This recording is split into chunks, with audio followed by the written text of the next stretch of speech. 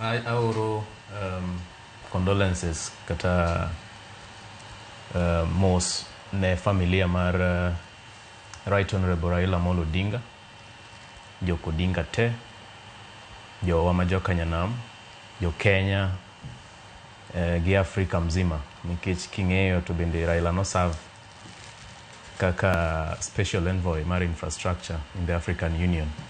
Koro manga mano tiyo kendo no serve jo Afrika te.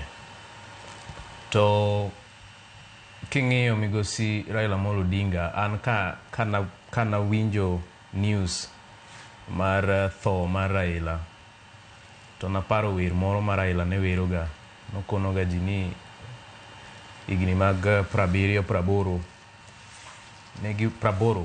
negi wer ni wanakanuni wajinga na werevu hawana, wanakanuni wajinga na werevu hawana, ukiona wakilewa usidhani ni tajiri, hiyo ni mali ya umma wameiba toka kwenu jamani, wape hiyo pombe yao, wakilewa wakitapika ni shauri yao, wape hiyo pombe yao, wakilewa wakitapika ni shauri.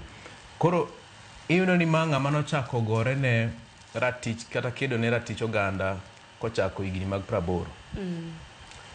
To king'iyo igni 40 mar Raila obede siasa, en ng'ama ne gore, en ng'ama ne kedo, en ng'ama ne oko yweyo, ngima ne ena kedo kochakore kucha. Ne ging'iso ji igni mag 80 ni jogi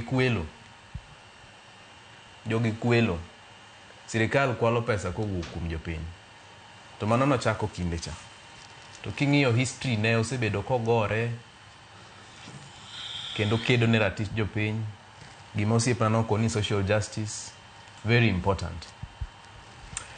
Kendo aparo Raila mane wuok dhi maandamano, every time kane maandamano losi, to nyocha nago mbaka gi bwana moro ratego moro miluongo ni Maina Kiai. Ma is a very serious person in the civil society space. Okoni jo masani, oganda masani ok nyal bedo nong'eyo, lakini Raila kochakre 1988, 1989, 1990, Raila ne wuok ne dhi maandamano pile. Ene achiel kuom jogo ma jotelo mane wuok kendo wuotho gi jopiny ka dhi e ng'anyo, nikech ne gidwaro golo section 2A mar the 1963 constitution, mane miyo ok wanyal bedo gi parties mang'eny. Koro king'iyo ni e Kenya ni nitie kinde ma ok wanyal bedo gi parties mang'eny. Party ne en KANU kende, ma kok in e KANU kata kok oyieri nomination mar KANU primaries, to in koro kin gi thuolo mar dhi donje debe. Koro kochopo 1991 ogol section 2A. Mano Raila ne nigi chiwo kanyo, nikech en achiel kuom jogo mane gore mar mondo mi wabed gi freedom mar bedo gi parties mang'eny.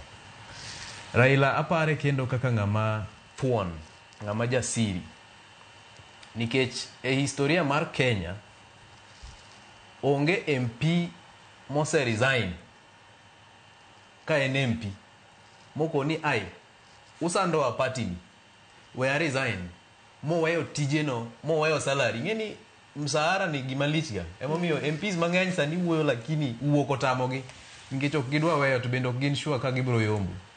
Raila nokoni Ford Kenya koro ok serve jopiny, to nitiere rangos kata nitie goruok mane Ford Kenya moko ni abolo. Tingeni kawaida ki resign e party matieni ka in MP to position nicha bende i lose. Modok e yiero 1997 mo yiere bang' kose create a new party NDP. Raila bende nobedo at that time obedo very consistent. Karomo 2002 to koni Moi osesandowa kuom higni maromo 24, to kwan ready mar mondo mi wadhi mbele gi tend Moi, nikech nong'eyo maber ni Uhuru ka neno dene yiero 2002 ne en project mar Moi. Kore mno ko wach mar Kibaki tosha cha. Mar mondo mi wabed gi telo manyien. To the most important thing maparo go Raila koro en kelo the new constitutional dispensation, katiba masani. Ne wan gi drafts ariyo. Nitie the Kilifi draft to nitie Bomas draft. Kilifi draft ne konia wa maintain kaka wan. Okwadwa tend gwenge, okwadwa affirmative action mani kuri wacho cha. To Raila koni no, okwanyal endelea kamano. Kore magi koni jochungwa, uni jo no, unu kono kudwa Kilifi draft madwa ni mondo maintain the status quo. To ung'eyo ni ng'ama ni lead yes mane joka gine mane jora bolo kane yiero timore to jono oyombo to Raila emane jatend jono makoro Bomas draft obedo adopted to Bomas draft makoro nobiro form constitution masani kata katiba masani osekelonwa lokruok mang'eny. Nikech katiba masani kiwinjo kata ji wacho ka ni en achiel kuom katiba mabeyo mogik e piny mangima. To mano en tije migosi Raila Amolo Odinga makoro waywago ni. Omiyo wawito ng'ama lich ahinya. Of course kaka ng'ama dhano. Bende en gi kuond moko ma bende wadhi bire lakini wacha. Kaka ng'ama dhano.